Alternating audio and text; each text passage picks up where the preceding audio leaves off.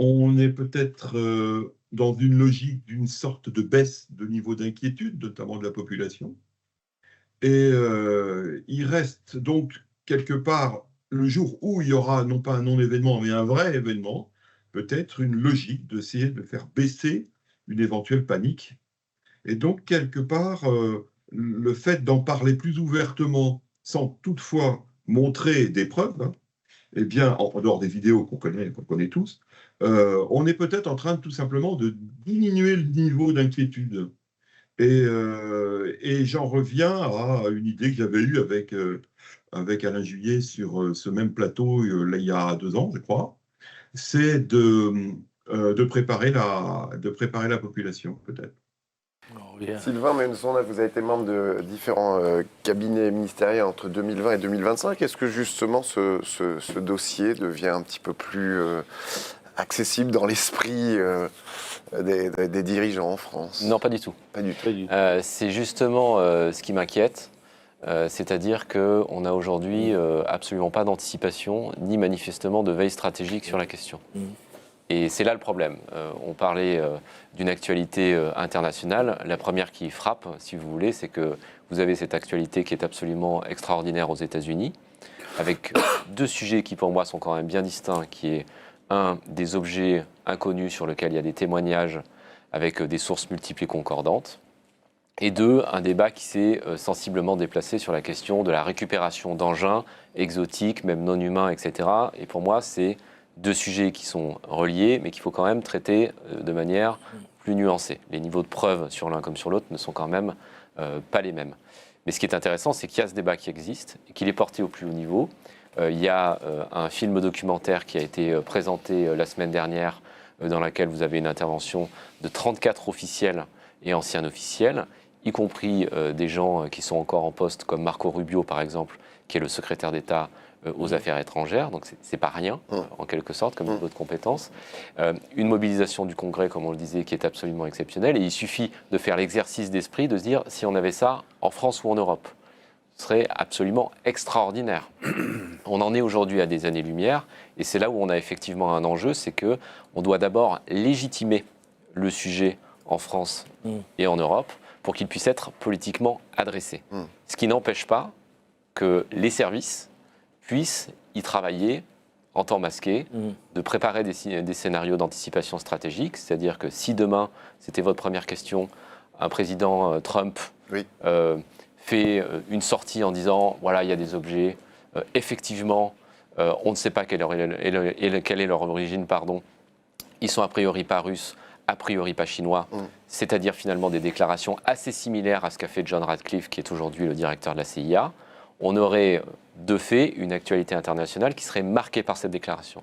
Et la première chose que la population se demanderait, la première question qui serait posée par les médias, c'est on se tourne vers le pouvoir politique et on dit « et nous, qu'en est-il ? Qu'est-ce qu'on en pense ?» Si on n'a aucune matière, parce qu'on n'a pas regardé, on aura un problème de réponse. Donc en France, on n'est pas du tout mature là-dessus. En tout cas, du point de vue des autorités politiques, c'est assez clair. En revanche, du point de vue de la société civile, et c'est pour ça que c'était important qu'il y ait cette mobilisation-là, ça commence à bouger. On voit qu'il y a des gens sérieux et qu'il n'y a pas des huluberlus qui se préoccupent du sujet. Et ça, c'est en soi un mouvement important. Le GEPAN procède, je dirais, au travers de 2 leviers. Un levier d'enquête, des enquêteurs terrain, qui sont des bénévoles et qui sont formés pour mener des enquêtes, aller voir les témoins et reconstituer les éléments du cas.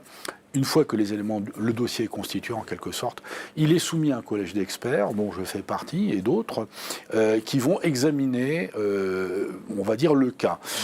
Alors, en réalité, soit on trouve des explications immédiates, et en plus le cas est jugé fiable, donc, explication plus fiabilité égale, je dirais, dossier classé. Et on transmet et on publie. Et puis, il y a des cas, et il y avait un exemple qui était présenté par le GEPAN l'autre jour, là, dans ce fameux panel à l'école militaire, où ils ont montré l'exemple d'une espèce de structure, en fait, de 3 triangles rouges, près de la ville de Crozon, hein, donc dans la presqu'île près de Brest, et qui, en fait, n'a reçu aucune explication. Bon, bah, aucune explication, reste sans explication, point final. Il n'y a pas d'études pour chercher plus loin, pour comparer ce qui a été fait dans d'autres pays. Tá aí o pessoal preocupado, né? Vocês viram primeiro o Bruno Minot, que é general da Força Aérea, aposentado, piloto também. Ele estava com aquele fundo colorido, né, estelar ali atrás dele falando, estava online, né, na entrevista, remotamente. E ele que perseguiu OVNIs quando era oficial da Força Aérea, né? E hoje ele é um advogado aí da transparência em relação ao assunto. Junto aí com o Sylvain Mazonet, que é um cara que compôs aí vários ministérios entre 2020 e 2025. Fez várias gestões de especialista em gestão de crise aí para o governo francês. Ele foi muito claro falando que o governo não está preparado e está muito atrás dos Estados Unidos. Né? Os Estados Unidos já está todo com os políticos mobilizados, tendo audiência atrás da outra, no Senado, na Câmara. Um assunto amplamente discutido. Vários oficiais de inteligência vindo a público. E na França eles estão sentindo que não existe nada disso. E que eles podem ser impactados. Né? Se sair amanhã uma notícia na primeira capa do jornal do New York Times de que há inteligências não humanas e que os Estados Unidos têm isso, e foi confirmado, imagina o impacto disso na França, né? Porque os franceses vão perguntar, e a gente? O que a gente tem que não foi revelado? Vocês estão enganando a população? Então essa revelação dos Estados Unidos vai trazer uma série de consequências para vários países, e mais impactante ainda para esses países que são parceiros dos Estados Unidos de primeira ponta, principalmente França, Alemanha, e ali os Five Eyes, né? Principalmente Canadá, Austrália, Nova Zelândia, Reino Unido, e vão ser muito mais cobrados e muito mais pressionados pela população, porque são os parceiros mais próximos, né? Então não está havendo mobilização política, como está nos Estados Unidos, os franceses estão sentindo aí que uma hora essa bomba vai estourar, e isso vai ser um problema. E é para tentar diminuir um pouco esse clima, né? A gente viu ali o Luc Dini. O Luc Dini, ele é da Comissão Sigma 2.